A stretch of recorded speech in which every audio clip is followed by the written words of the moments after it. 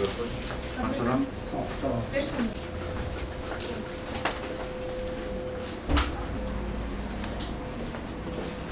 Так, саламатсыздарбы кыздар? Инговирин деген болду силерде? Жок. Жокпу? Арбидол барбы? Арбидол да жок. Арбидол жокпу? Канчадан саттыңар? Арбидол бизде көптөн бери жок.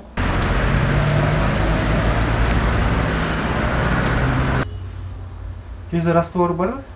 Дозировкасы. Канчадан? Дозировкаларын айтасыздар. 100лүк. 19 сом. Тоғыз.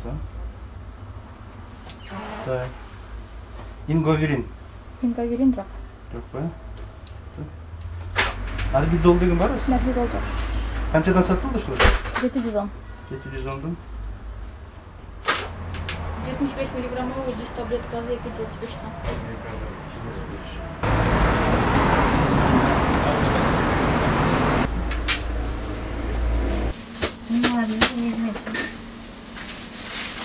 Эже, сиздики канча болду?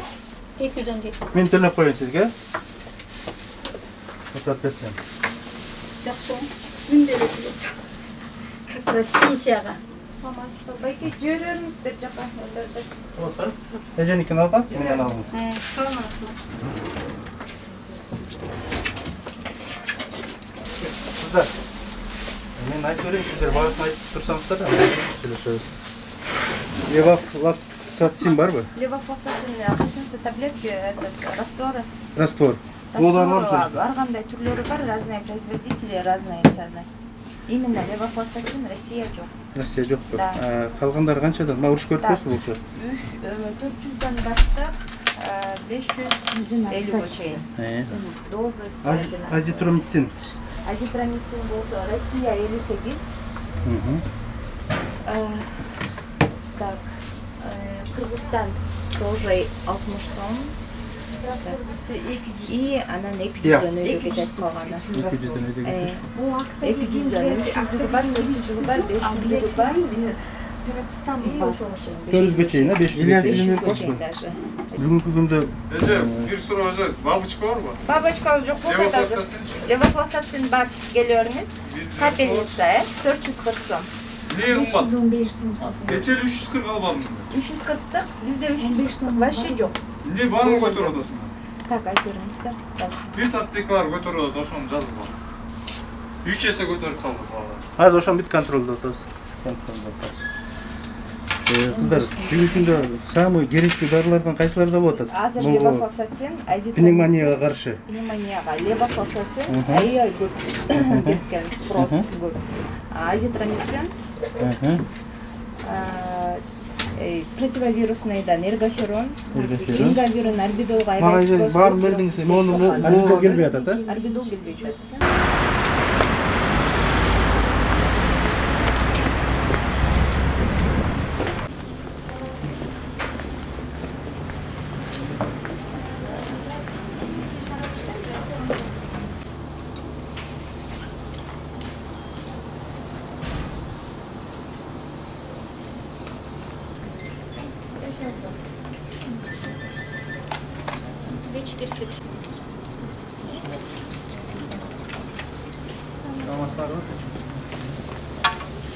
Антисептик коюлган жокпу киребешке? Жок, кассаларда турган болчу. Как эргоферон? Эргоферон, Эргоферон 370 ке. Анаферон. Анаферон взрослый 300 сомдон, детский болсо 250 сомдон. 300. Парацетамол? Парацетамол детский 4 сомдон, взрослый болсо... Здравствуйте, аптека адмирал. 8 сом ке. Кыздар, мен жогорку кеңештин төрагасы болом, Дастан Арсылбекович. Азыр аптекалардын баарын кыдырып жүрөм. Себебин билесиздер, бүгүнкү кырдаалда элден көп ар кандай кайрылуулар чыгып атат, баалар боюнча. Ошол үчүн мен бир сураныч сиздерден, албетте силер сатуучу болуш дейсиңер. Бирок ушунун аптеканын ээлерине жеткирип койгула. Бүгүнкү кырдаалды пайдаланып, ушу бааны көтөрүп, элден бир пайда табабыз дегенден алыс болсо экен. Мурунку сатып жүргөн баа менен саткыла, же болбосо колдон келсе дагы арзандатсын. Эми бул күндөр өтөт. Анан элдин атынан ушу пайда табып бүгүнкү күндө жыргап кетебиз дегенден алыс болсун да. Сураныч бүгүнкү кырдаалда бүт жалпы эл мамлекет күрөшүп атат. Бири-бирибизге жардам берип атабыз. Обсервацияларды ачып атабыз.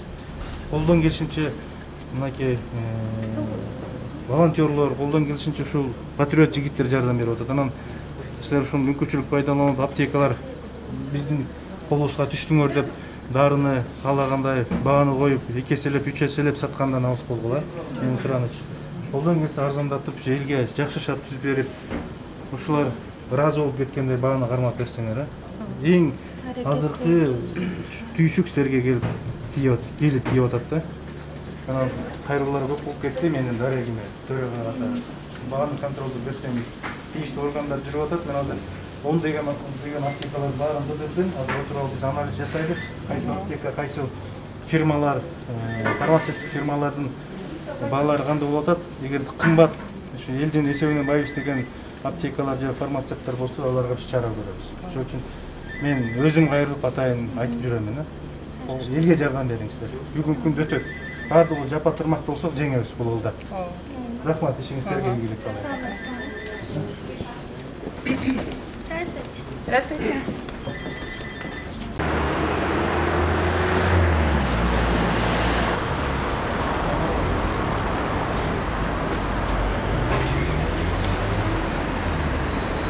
Шаардын мэри менен Азиз Суракматов менен мен өзүм түздөн-түз сүйлөшүп мына ушул жерди тандап алып, мына күндүзгү стационардык жерди ачып атабыз. Мына ушул жерге кирген биздин адамдарыбыз, мекендештерибиз чыгып атканда күлүп, алтышын айтып чыксын деген ниет менен. Бул күндө өтөт, биз жеңебиз. Бираз убакыт, чыдамдык керек, сабырдык керек. Ушул жерге кызмат кылып аткан баардыгыңыздарга ыраазычылык билгизем. Эртерээк кабыл алып, мына бул жерге көчмө аптекада келген экен. Мен да суранамын. Ушул дары-дармек саткан мекемелерге болушунча эми мына эл кыйналып атат. Ушу баа тармагында болгон эң арзан кылып элге сатканга шарт түзүп берсеңиздер. Анткени ар кандай сөз болуп атат, туура эл айтып атат, кээ бирлери ушул күнүмдүк колдонуп жүргөн антибиотик дарылары ушу күнгө чейин бир баада болсо, мына азыр кыйын күндө 2 эсе, 3 эсе өсүп кеткен сөздөр таркап атат. Бул да туура болуп атат. Ошондуктан мен суранат элем, урматтуу дары-дармек саткан фармацевттик мынакей бул жерде көчмө аптекалар турат. Элге ушул кайрылып, өзүңүздөр да ушул соопчулук катарында жардам бергениңиздер болосуздар. Болушунча арзан баада ушундай дары-дармек менен камсыз кылып берсеңиздер. Анан калган ушу биздин медайымдарга, врачтарга силерге күч берсин. 15 күндүк болуп калат. Ушу 15 күндө ушул жерге келген инсандарды жакшы жылуу кабыл алып, болушунча аларга туура дары-дармекти колдонуп салып бергенге аракетиңиздерди кылыңыздар. Өзүңүздөр да ден соолукту караңыздар, оорубаңыздар. Ошол бардык жогорку кеңештин бизден депутаттарга да ыраазычылык билгизем. Ушул жерде күн түнү дебей өздөрүнүн ушу кызматын кылып, өздөрү ушу кроватты көтөрүшүп, стулдарын жылдырышып, өздөрү ушу жерге кызмат кылалы деген аракеттер менен мына ушул бүгүнкү жыйынтык ушул болду. Дагы колдон келсе биз ушундай тийиштүү райондорго дагы ушунчалык 50 орунду, 100 орунду место ачканга дагы азыр караштырып атабыз. Ыңгайлуу жерлер табылып калса дагы кызматыбызды колдойбуз. Рахмат, баштайлы. Шарт түзүп бергениңизге чоң рахмат. Баламызга адылга рахмат. Ошол менен кеңешип. Баргандай болот. Шынында тыңдашат. Мындай кылбайсыңар. Мына мен өзүм 2 күнөн бери чогулчулуп жүрүп көрдүм. Жөнөкөй адамдын колунан келбейт. Сындабак да. Жакшы, ар кимдин өзүнүн колунан келгенге кыргыз элинде колуңардан келген жардам берип, шартыңарды суркасаңар эле баары бүтөт. Бул болсо жатып алып, мындай кылбайбы, тигиндей кылбай деген көп болот экен. Андай эмес, жардам берели кыргыз элине.